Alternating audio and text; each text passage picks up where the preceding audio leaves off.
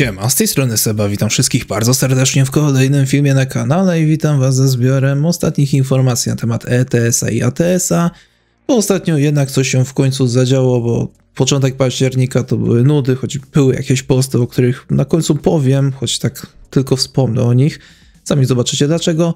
Natomiast w tym tygodniu już co nieco więcej się zadziało, więc muszę was tu poinformować o ciekawych rzeczach, a na początku zacznę od najnowszego i w sumie najciekawszej informacji, bo mówi ona nam o pewnej nowości związanej z kolejną zmianą na mapie, ale co ciekawe, mówimy tu już o pewnej nowości, która zawita w aktualizacji 1.53. Tak, dokładnie, 1.53. Teraz czekamy na 52, ale dzisiaj jest mowa o 53. Dlaczego? Może do swoich tutaj wskazań i pewnych opcji opowiem na końcu omawiania tego postu. Jednak jeśli chodzi o szczegóły, dzisiaj, czyli 11 października, otrzymaliśmy post na temat dalszej przebudowy niemieckich miast, która będzie kontynuowana właśnie w aktualizacji 1.53. Bo jednak jeszcze tych tam miast trochę zostało, jak się nie mylę, to chyba 5 już została. I dzisiaj omówiono 4, ale i na końcu dano wskazówkę, że 5 też zostanie omówione osobno. Natomiast tak, jeśli chodzi o pierwsze miasto, no to wymieniono tu na początku Monachium, a więc stolicę Bawarii. Najbardziej znane z tegorocznych obchodów Oktoberfest oraz licznych atrakcji architektonicznych i kulturalnych. To trzecie co do wielkości miasto w Niemczech. Podczas przebudowy Monachium szczególnie zwróciliśmy uwagę na rzeczywisty układ sieci drogowej i skrzyżowań, z których korzystają kierowcy ciężarówek wjeżdżający i wyjeżdżający z miasta, starając się jak najlepiej je odtworzyć, biorąc pod uwagę ograniczenia skali. Chociaż kierowcy ciężarówek nie będą mogli odwiedzić historycznej części Monachium, przynajmniej na razie, znajdą zupełnie nową strefę przemysłową położoną na północ od zachodniego węzła, drogi 99 i 304, w której znajduje się nowy garaż oraz nowi dealerzy ciężarówek. W tym miejscu znajduje się również siedziba bardzo znanego producenta samochodów, który został przedstawiony obok kilku nowych i istniejących już zabytków. Następne miasto Mannheim. Jest to miasto wynalazków, jako miejsce narodzin samochodu, roweru i traktora. Nadal jest centrum wynalazczości i postępu. Z tego powodu miasto ma bogate dziedzictwo kulturowe i gospodarcze. Nie tylko miasto zostało przebudowane, ale również cały otaczający je obszar. Obejmuje to dodanie części autostrady nr 6. Pod względem przemysłu znajdziesz tu siedzibę największego na świecie producenta chemikaliów oraz przemysł naftowy. Dodaliśmy również nowy węzeł na północnym zachodzie, który prowadzi teraz do drogi L527. Dzięki temu nasz zespół przebudowy zdołał również wcisnąć na mapę wieś Maxdorf. Znajdziesz też kilka znanych dróg i branż, które zostały przebudowane, jak droga R1, która prowadzi do tartaku i kamieniołomu. Trzecie omówione miasto Lipsk, czyli sztuka, kultura, muzyka i nie tylko. Lipsk ma to wszystko. Chociaż to stosunkowo małe miasto, kierowcy ciężarówek znajdą tu wiele do odkrycia, w tym różne zabytki, takie jak opera, otwarta w 1693 roku, Uniwersytet w Lipsku, który jest jednym z najstarszych uniwersytetów na świecie, oraz Lipski Dworzec Główny, który w momencie otwarcia był jednym z największych na świecie. Jeśli mieszkasz w Europie i otrzymałeś paczkę, istnieje duża szansa, że przeszła przez Lipskie Lotnisko. Jest to jedno z 4 największych centrów cargo w Europie, dzięki jego całodobowej działalności, a roczny wolumen fraktu wynosi ponad 1,4 miliona ton. Cieszymy się, że mogliśmy uwzględnić ten ważny punkt dostawy w tej przebudowie. I ostatnie miasto Drezno, czyli stolica Saksonii. Drezno posiada wiele muzeów, historycznych reliktów oraz słynie z jednej z najwspanialszych barokowych architektur w Niemczech. Nasz zespół przebudował miasto i sieć drogową, z której najczęściej korzystają kierowcy ciężarówek. W okolicy znajdziesz wiele zabytków, a także murale artystyczne, które można podziwiać na wiaduktach w całym Dreźnie. Pod względem gospodarczym zespół skupił się głównie na branżach znajdujących się w porcie Drezna i wokół niego, w tym również na porcie rzecznym. Mamy nadzieję, że spodoba Ci się praca i szczegóły, które zostały włożone w to historyczne, ale tętniące życiem miasto. Na końcu tego postu jest jeszcze taka wzmianka, jednak wciąż jest jeszcze jedno miasto, którego jeszcze nie omówiliśmy. Bądźcie czujni, bo w przyszłym wpisie na blogu pojawi się coś dużego. No bo jednak została tylko 5 do przebudowy, No i jeśli ktoś już tutaj zgadł, z tej 4 brakuje jednego szczególnego miasta, a mianowicie stolicy Niemiec, a więc Berlina. No i najwidoczniej Berlin otrzyma tutaj swój osobny post, bo szykuje się tutaj coś dużego pewnie z nim, więc oczywiście jak uznałem, że warto go pokazać, to dadzą posta, a jak oczywiście coś będzie na jego temat, to zrobię dla was oczywiście materiał na ten temat. Więc zmierzamy powoli do końca, przynajmniej mam taką nadzieję, że zmierzamy do końca tematu przebudowy Niemiec, żebyśmy w końcu mogli zająć się innymi terenami już tak na w pełni. Jednak ciekawa sprawa, wersja 1.53. Czemu tak? Czemu nie w 1.52? Jest tutaj kilka opcji. Pierwsza jest taka, że 1.52 może być wersją wydaną i przygotowaną specjalnie tylko pod szkołę jazdy, która mogłaby się jakoś teraz pojawić, może nawet na szybko w październiku, kto wie, może nawet bez bety, a nawet jeśli z betą, to jakąś okrojoną, jakąś szybką, żeby mogli jeszcze zdążyć na 1.53 w tym roku, które miałoby zawierać całą resztę nowości, a więc właśnie i te Niemcy, i dostosowania pod kolejne dodatki mapowe i coś jeszcze innego. Jest to jakaś jedna z tych opcji. Druga opcja jest taka, że to 1.53 jest planowane dopiero na kolejny rok. No i ta przebudowa Niemiec też zostanie zakończona dopiero w następnym roku. A 52 to będzie ostatnia wersja w tym roku, wyjdzie ze szkołą jazdy, z dostosowaniem map i tak dalej. Która jest prawdziwa, która się spełni. Jak chcecie, możemy pobawić się w jakieś tutaj obstawianie.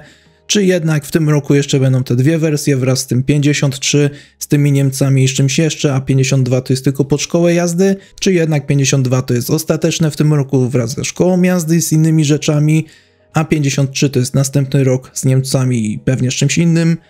Możemy się w coś takiego pobawić, więc piszcie w komentarzach, co uważacie, jak obstawiacie. Możecie też dodać, dlaczego tak uważacie, ewentualnie podać też wskazówki, które by na to wskazywały. W każdym razie wiemy dzisiaj tyle, że kontynuacja przebudowy Niemiec będzie prowadzona już w aktualizacji 1.53, więc jeszcze dopiero tam w kolejnej aktualizacji. Ciekawe, że teraz przeszliśmy z takich etapów, że o Stanach też teraz tak do przodu zapowiadają. Na przykład teraz przechodzimy do tematu Luizjany i właśnie o to mi chodzi, że teraz będziemy mówić o potwierdzeniu tego, że tutaj trzeci stan ustawi się do tej kolejki stanów do ATS-a i tutaj chyba podobnie jest z tymi update'ami. No to przy takim tempie, to kto wie, może tam o 54 i 55 będziemy coś słyszeli, ale no już zaraz może nawet, nie no, żartuję sobie. Ale w temacie Niemiec to tyle. Jak wspomniałem, teraz przechodzimy do wczorajszego postu, a więc 10 października, bo została tutaj potwierdzona Luizjana. Jak już zresztą wspomniałem, ten stan ustawi się teraz w tej kolejce, będzie tym trzecim stanem, który teraz będzie tam oczekiwał na swoją kolej po prostu, no bo przed nim jest jeszcze Missouri i Iowa. No ale przechodząc do Luizjany, potwierdziły się plotki związane z tym ostatnim teaserem, bo jak kojarzycie, jakiś czas temu SC Software opublikował pewien filmik, pewne screeny, które wskazywały na kolejny obszar kolejnego stanu, jaki będzie zmierzał do ATS-a. Dużo ludzi stawiało na Luizjanę, no i tak faktycznie jest, a więc potwierdzono, że to będzie Luizjana, no i też potwierdzono, że jeszcze nie będą się bawić w te pakiety tych stanów, więc kolejny mały stan będzie miał swój osobny dodatek. No i musi się to naprawdę chyba opłacać, bądź osoba od finansów nie widzi chyba tego, że mogliby pewnie więcej zarobić na tych pakietach. Trudno. W każdym razie wiemy, że zmierzamy też do stanu Pelikana, ale będzie trzeba na niego jeszcze trochę poczekać, bo wyjdzie dopiero drugi w następnym roku. Przynajmniej pewnie takie są teraz plany.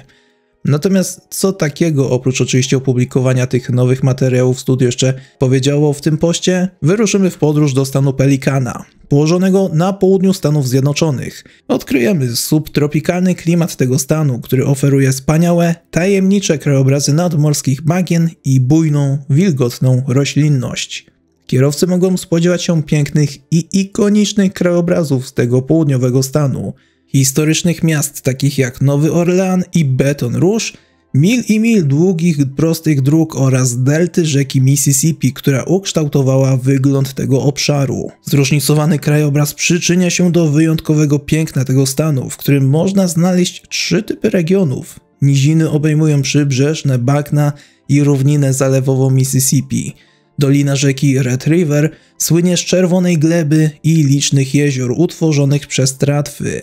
W północnej części stanu dominują łagodne pagórki. Luizjana ma różnorodne gałęzie przemysłu, począwszy od produkcji rolnej, rybołówstwa czy leśnictwa, po wydobycie ropy naftowej, gazu i węgla.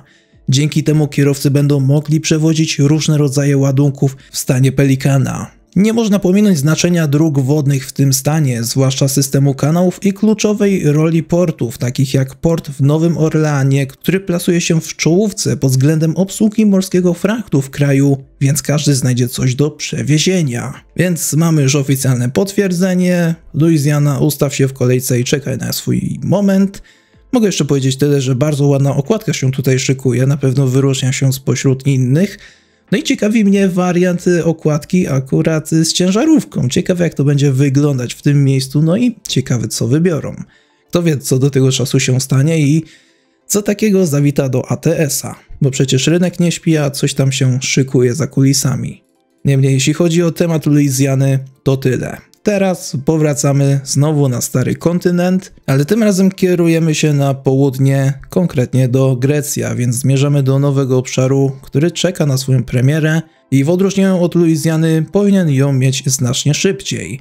Temat z tego postu dotyczy kanału korynckiego, który gdzieś tam po drodze może się nam nawinąć pod mostem czy coś w tym stylu. Gdzieś tam w okolicy pewnie będziemy przejeżdżać i pewnie go zauważymy. Jak prezentuje się okolica możecie zobaczyć na tych materiałach od studia, a ja przytoczę tutaj pewne ciekawostki, które pojawiły się jeszcze w tym poście. Na początek wyruszmy w krótką podróż po historii tego miejsca. Kanał koryncki oddziela półwysep Peloponeski od lądowej części Grecji. Na szerokości około 6 km łączy Zatokę Koryncką z Zatoką Sarońską. Jego znaczenie jest nie do przecenienia, ponieważ plany budowy tego szlaku wodnego pojawiły się już w VI wieku przed naszą erą. Ale wówczas realizacja była zbyt skomplikowana. Dopiero wynalezienie dynamitu w XIX wieku umożliwiło zbudowanie kanału, który ukończono w ciągu 3 lat. Między 1891 a 1893 rokiem. Budowa kanału korynckiego oszczędzała statkom około 400-kilometrową podróż wokół całego Peloponezu. Sam kanał ma 84 metry głębokości, co czyni go spektakularnym widokiem dla wielu odwiedzających. W kształcie stożkowym jego szerokość wynosi 75 metrów u góry, ale tylko 21 do 24 metrów u dołu, przy czym poziom wody sięga 8 metrów. W grze będzie głównie pełnił funkcję widokową, będzie po prostu ładnie wyglądać, tak jak i oczywiście cały obszar, plus cały dodatek zapowiada się na bardzo ładny. A jeśli chodzi o dodatki, to zauważyłem po screenach, że pojawią się tutaj szczególnie 2 nowe skiny do autokarów. Będą też specjalne nowe marki stacji benzynowych, ale każde nowe państwo w ETS-ie je otrzymuje, więc to też nie jest nic odkrywczego. A na ostatnim screenie w sumie zauważyłem, że jest więcej ludzi niż pojawia się w miastach czy miasteczkach w Nowych Stanach w ATS-ie, tak żartując sobie w tym temacie. Natomiast jeśli chodzi o ten post, to tyle. W sumie to były posty z ostatnich 3 dni i w sumie to najciekawsze, co zdarzyło się w październiku, bo oprócz tego ST Software ostatnio robiło kolejne streamy ze szkoły jazdy. Głównie skupiali się na ETS-ie, choć ostatnio w końcu pokazali też wersję ATS-ową. Natomiast jeśli chodzi o początek października, jak chyba wspominałem już, pojawiły się 3 posty 1, 2 i 3 października, ale nie są zbytnio one za ciekawe. Linki do nich znajdziecie w opisie, jeśli chcecie sobie je poczytać czy je sprawdzić, ja o nich tylko tak wspomnę. Więc 1 pojawił się post o wyprawie badawczej do stanu Iowa, 2 pojawił się Community Spotlight o Arkansas, a 3 pojawił się post o Pinktoberze, czyli corocznym tym wydarzeniu różowego października, w którym bierze też udział SCS. Większość z Was pewnie wie o co chodzi i pewnie ma te dodatki. Jak ktoś nie wie, to polecam poczytać post. W skrócie powiem tyle, że co roku w październiku wiele organizacji, firm i przede wszystkim ludzi nagłaśnia problem raka piersi. No i ST Software też bierze w tym udział. Przygotowało specjalne pakiety malowań, z których cały dochód idzie na wsparcie organizacji, które pomaga walczyć z tą chorobą.